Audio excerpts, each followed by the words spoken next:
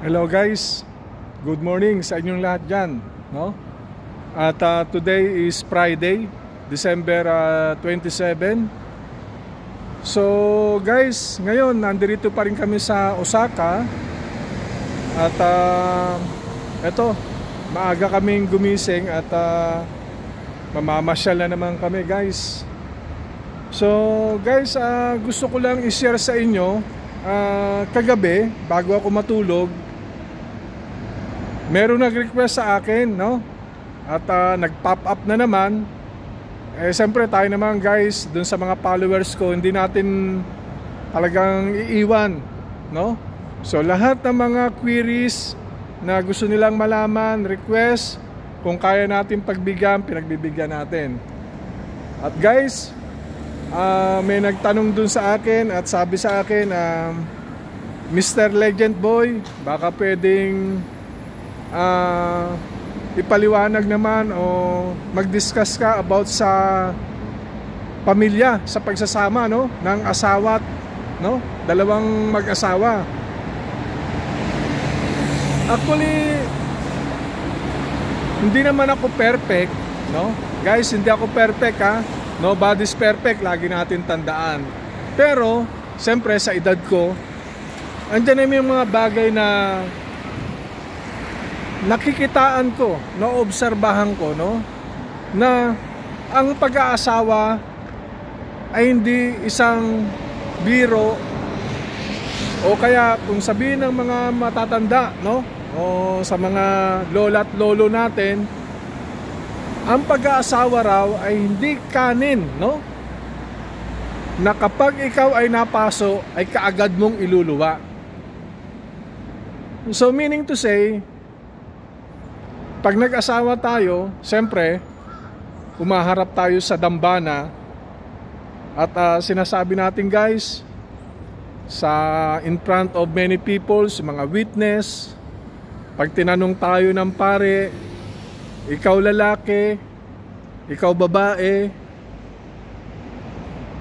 mamahalin mo ba ang lalaki na to, ang babaeng ito, sa hirap at ginhawa? Laging ang sagot, yes, I do. Okay? Napakasarap pakinggan, yes, I do. Ngayon, yung tinatawag na yes, I do, ang tanong, doon ba sa sumasagot, no? Doon ba sa kinakasal? Ay, alam ba nila ang ibig sabihin ng yes, I do? So, definitely, alam nila. Naniniwala ako dyan. Pero deep inside, hindi nila alam kung ano ba yung ibig sabihin ng yes I do. Pag sinabi mong yes I do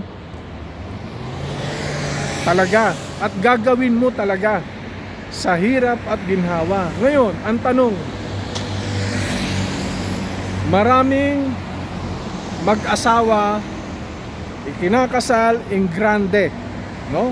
So meaning to say, marami pa silang mga ninong na celebrity, no? Celebrities na kung saan tanyag o kilalang tao, ginagawang ninong, ninang, mga kaibigan na mga executive, at napakagara ng kasal. Pero may mga iilan, wala pang 1 taon, nagkakaroon na ng hiwalayan. Bakit kaya? Eto guys, makinig kayo, makinig kayo. I'm not expert, pero isi-share ko sa inyo. Bakit?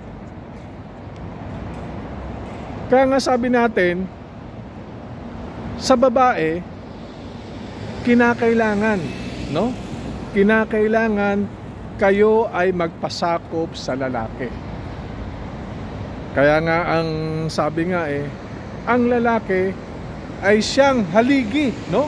Haligi ng tahanan.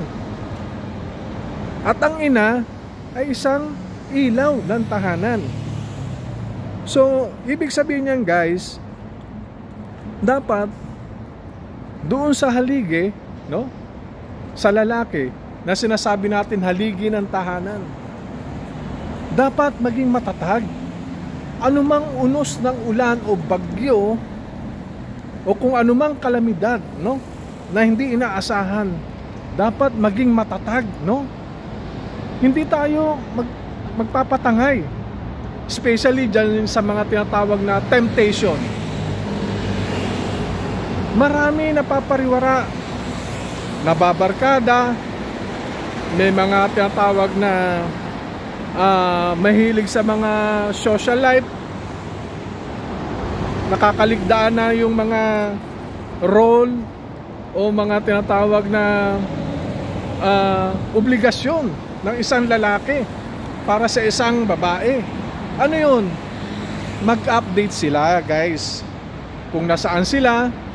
O ma, sweetheart, dito lang ako, after 30 minutes makakauwi na ako ng bahay.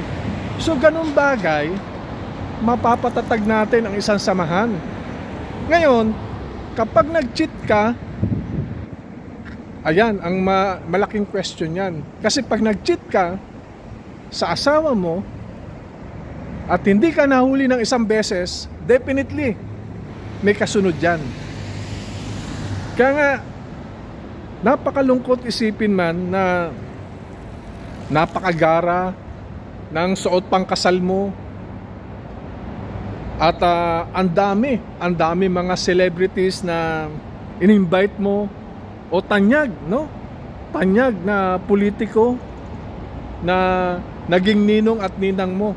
Kaya nga, guys, lagi nyo lang tandaan, ang katagang masamang isukat ang pandamit pangkasal kapag hindi naman matutuloy pagharap sa altar. So ayan yung isang pamahiin na kung saan ito ay talagang tinatangkilik ng karamihan. Kaya nga, sabi nga natin hindi raw nasusukat, no? Hindi raw nasusukat ang relasyon kapag hindi raw kayo nagsama sa isang bubong. So tama yan, guys. Actually tama yan. Kasi kapag ang mag-asawa o ang bagong kinasal ay nagsama, doon nyo makikita doon nyo makikita ang ugali ng bawat isa. Mapapansin nyo sa loob ng bahay, sa loob ng tahanan, kung ano ang wala. Meron bang toyo? Meron bang asukal? Kailangan mo ba mag-asin? Kailangan mo ba maglinis ng bahay? Ayun yun. Hindi katulad nung mga dalagat binata pa. Pag nagdi-date, nako, wagas talaga. Guys, napakawagas. Pupunta sa mga mamahaling restaurant, pupunta sa mga dyan sa mga tinatawag na mga McDo, Jollibee, konting kagat lang ng burger. Akalain mo, tissue kagad. Ganon. So nakikita nyo ba yon? Pag inom ng soft drinks, konti lang, straw. Ganon lang, tapos na. Pero kapag kayo ay nagsama sa bahay, ultimo ketchup sa daliri mo, didilaan mo parang ganito. Ganon ang ibig kong sabihin. Ngayon, hindi ka na gumagamit ng straw sa bahay.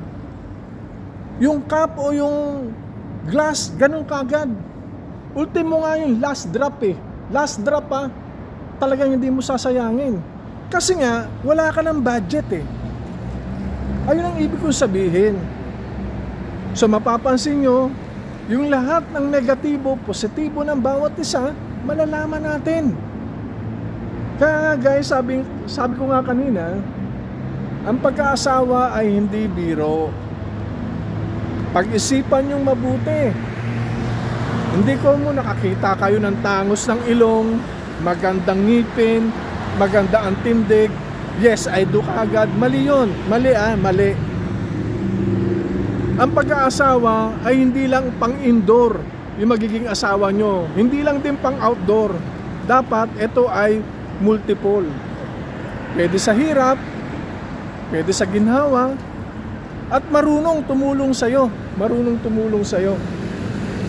At inuunawa ka na andyan sa sayo sa hirap at ginhawa. Dinagabayan ka. Nag-exchange kayo ng ideas, no? So, kung ano yung maganda, pag-usapan ninyo, hindi yung laging sinasabi na ako ang masusunod dito. Sa ayaw at sa hindi mo, ayoko. Ako ang masusunod. Kung ayaw mo, the door is open. Lumayas ka. Huwag ganun, guys. Mali yun. Yung nanliligaw pa tayo. Sinusuyo natin. Naku, ultimo, pagbaba ng jeep, nakahawak ka sa kamay. Gentleman ka eh. Pero, yung nag-asawa na kayo, nasana yun, guys? Wala na. Lagi lang natin natatak sa sarili. Pag nag-asawa tayo, hanggang sa dulo ng ating libi, mamahalin natin siya. Pumangit man siya, mawalan siya ng ngipin, o ano man mangyari sa buhay niya, mamahalin natin siya.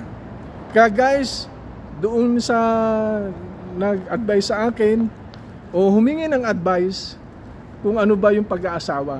Sana guys, nasagot ko yung katanungan mo. Ngayon kung ano mang kakulangan, siguro baka sa next vlog ko, ibibigay ko sa'yo. Guys, maraming salamat at magandang umaga muli sa inyong lahat. See you on next vlog.